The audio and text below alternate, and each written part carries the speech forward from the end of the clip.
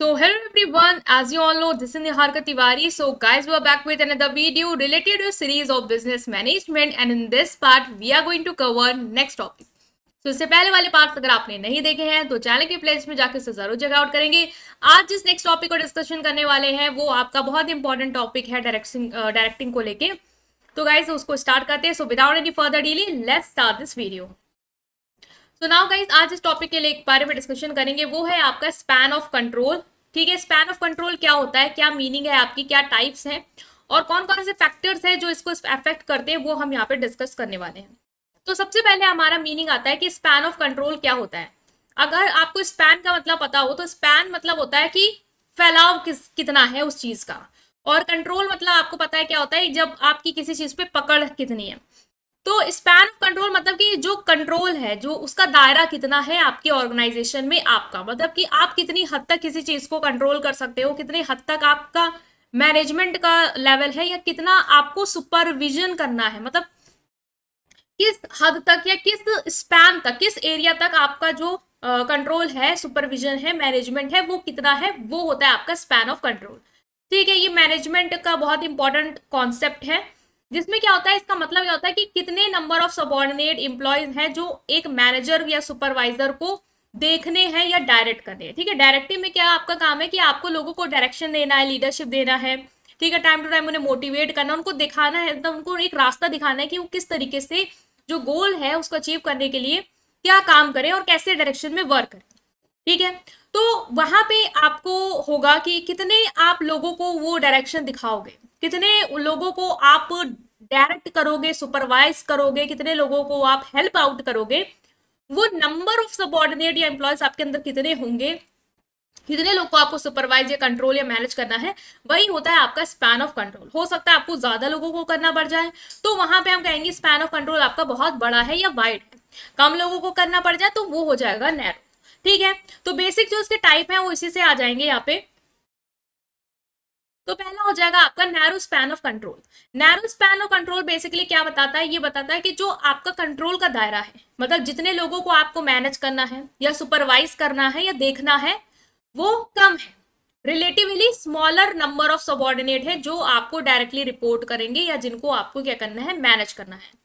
This typically leads to taller organizational structure with multiple hierarchical level, resulting in more layers of management. ये important point है कि यहाँ पे जो management का लेवल है वो मल्टीपल होगा। मतलब कि जैसे कि मान लो यहाँ पे अगर आप लेवल देखो तो एक, जैसे कि कोई हेड है, ठीक है, कोई डायरेक्टर हेड है, उसको क्या करना है, मैनेजर जो है उसको देखना है।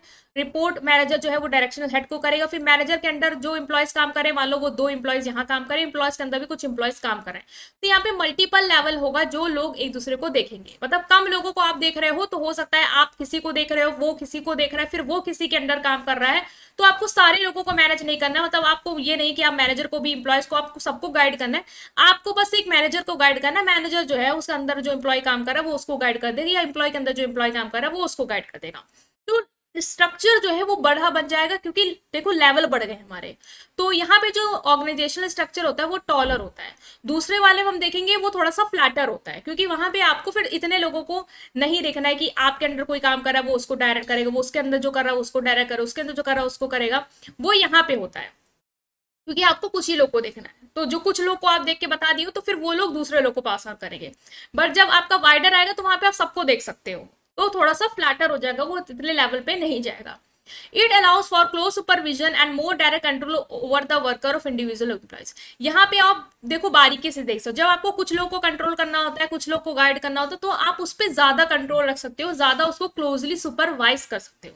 मान लो मैं आपको कह दूं कि आपको 1000 लोग को सुपरवाइज करना, वो आपके लिए टफ हो जाएगा। जहां कि मैं कह दूं कि आपको सिर्फ 2-3 लोग को ही सुपरवाइज करना है, वो अपना आगे देख लेंगे, तो वो आपका बेटर हो सकता है। ठीक है, it is common in industries or organizations where work is highly specialized, complex और requires a high level of oversight। और ये कहाँ पे आप ऐसा कंट्रोल यूज करोगे, जहां पे काम थोड़ा सा स्पेशलाइज नेचर का, जहां पे मतलब ऐसा काम है कि आपको थोड़ा गाइडेंस और डायरेक्शन की जरूरत है ही है, देनी ही पड़ेगी, वरना काम खराब हो सकता है।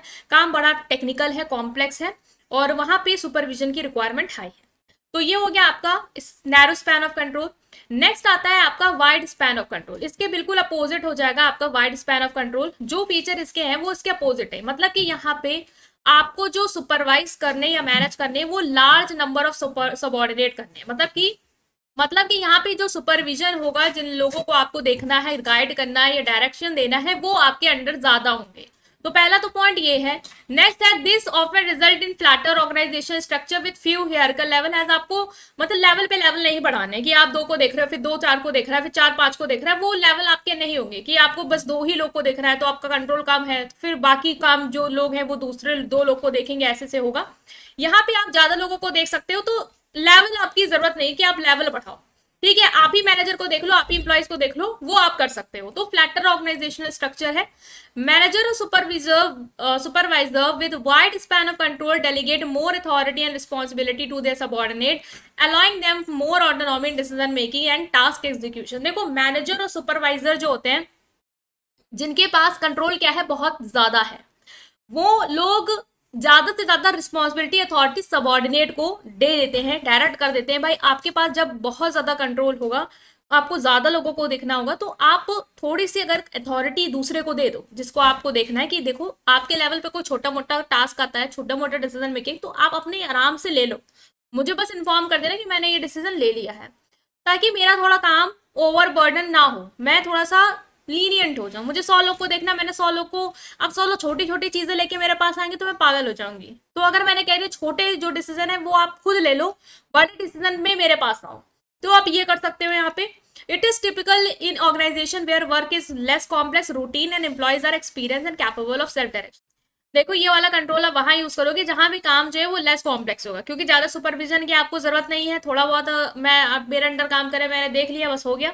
रूटीन काम है, लोगों को मतलब रोज वही काम कर रहे हैं, एम्प्लॉयज एक्सपीरियंस, उनको अच्छा खासा एक्सपीरियंस उनको पता है, और वो अपने आप को खुद ही डायरेक्शन दे सकते हैं। बस मुझे है कि हाँ मेरे अंडर 100 लोग काम कर रहे हैं, उनको थोड़ी बहुत जरूरत होगी, मैं पूरा कर दूंगी। तो वो हो गया आपका wide span of control.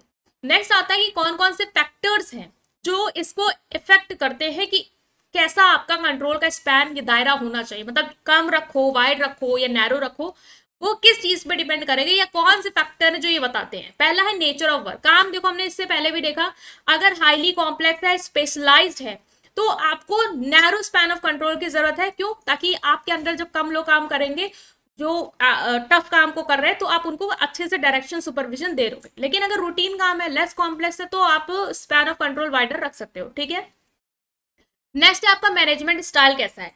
Some manager prefer a more hands-on approach and may opt for narrow span of control, while other emphasize delegation and empowerment, favoring wide span of control। देखो कुछ मैनेजर जो होते हैं ना, उनको लगता है यार मैं सब अपनी पावर जो है वो बांटू क्यों, मुझे खुद कंट्रोल करना है, मैं बताऊंगा क्या करना है, कैसे करना है।